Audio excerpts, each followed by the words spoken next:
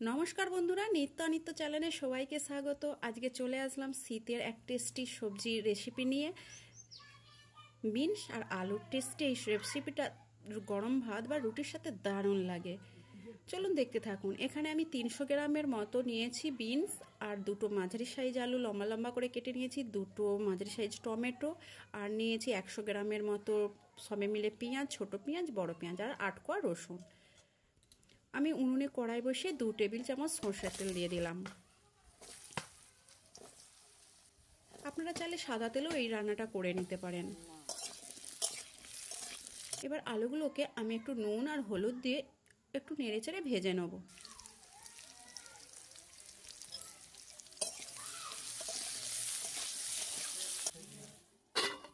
একটু ঢাকা দিয়ে দিলাম যাতে আলুটা একটু ভালোভাবে ভাজা হয়ে যায়। এখন আলুটা আমি এইরকম ভাজা ভাজা করেছি। এবার এতে দিয়ে দিলাম বিনসগুলো। আপনারা চাইলে বিনসগুলো নাও ভাজতে পারেন বা আলাদাও ভেজে নিতে পারেন। আমি প্রথমে আলুটাকে ভেজে নিলাম, কারণ বিনস আমি বেশি ভাজবো না, সেই জন্য। এতে বিনস আগে থেকে বেশি করে ভেজে নিলে বিনসের কালারটাই চেঞ্জ হয়ে যায়, তাই আমি জাস্ট হালকা নেড়ে রেখে দেবো। দেখুন, বিনসের কালারটা কিন্তু আমার ঠিকই আছে, ভালোভাবেই নাড়া হয়ে গেছে। আলু আমার 50% সেদ্ধ হয়ে গেছে, আর বিনসটাও অনেকটাই সেদ্ধ হয়ে গেছে। আমি কিন্তু বেশিক্ষণ এটাকে ভাজিনি। এবার আমি ওই কড়াইতেই দিয়ে দিলাম আরও 2 টেবিল চামচ সরষের তেল।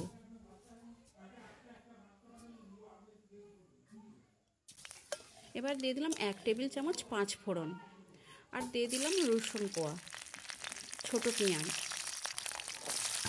এই রেসিপিটা আপনারা এই ছোট পেঁয়াজ বা রসুন কোয়াতে করে দেখবেন, এতটাই দারুণ লাগে যে আপনারা বুঝাই যাবে না যে এই সবজিটার এতটা টেস্ট হতে পারে।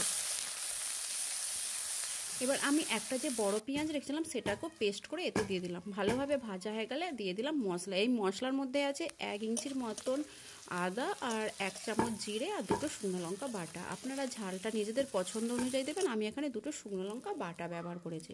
কালারের জন্য দিয়ে দিলাম 1/2 টেবিল চামচ গুঁড়ো লঙ্কা, লাল গুঁড়ো লঙ্কা, আর দিলাম 1/2 টেবিল চামচ হলুদ। আমি সবে মিলে এখানে 1 টেবিল চামচ হলুদ ব্যবহার করলাম। আলু ভাজার সময় হলুদ দিয়েছিলাম অল্প পরিমাণ, আর এখানে হলুদ দিলাম মোট 1 টেবিল চামচ।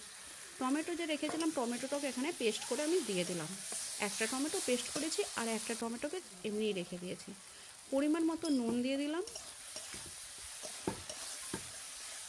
এই সবজিটায় চিনি আর লাগবে না, কারণ এখানে পেঁয়াজের ভাগটা যেহেতু বেশি আছে, আর একটু সবজিটাও মিষ্টি মিষ্টি, সেই জন্য আর আমি এখানে চিনি ব্যবহার করছি না। আপনারা চাইলে যদি রুটির সাথে খেতে চান চিনি ব্যবহার করতে পারেন।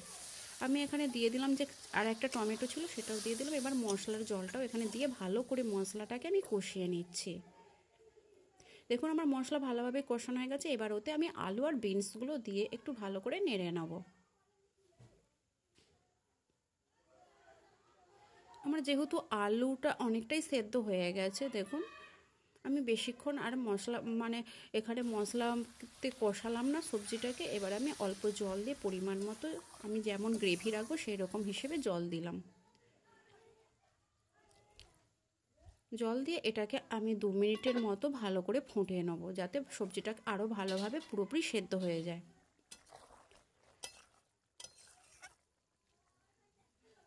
দেখুন, 2 মিনিট পরে আলুটা আমার পুরোপুরি সেদ্ধ হয়ে গেছে, আর বিনস সেদ্ধ হয়ে গেছে। এবার আমি একটা ভাজা বাড়িতে বানানো গরম মশলা দিলাম, দিয়ে এটাকে আমি কিছুক্ষণ একদম জাল বন্ধ করে চাপা দিয়ে রেখে দিলাম, ওই 10-20 সেকেন্ডের মতো। এবার আমি নামিয়ে নিচ্ছি। আপনারা একবার অবশ্যই এইভাবে ট্রাই করবেন, দেখবেন এতটাই দারুণ লাগে, বারবার বানাতে ইচ্ছে করবে। পাশে থাকার জন্য ধন্যবাদ।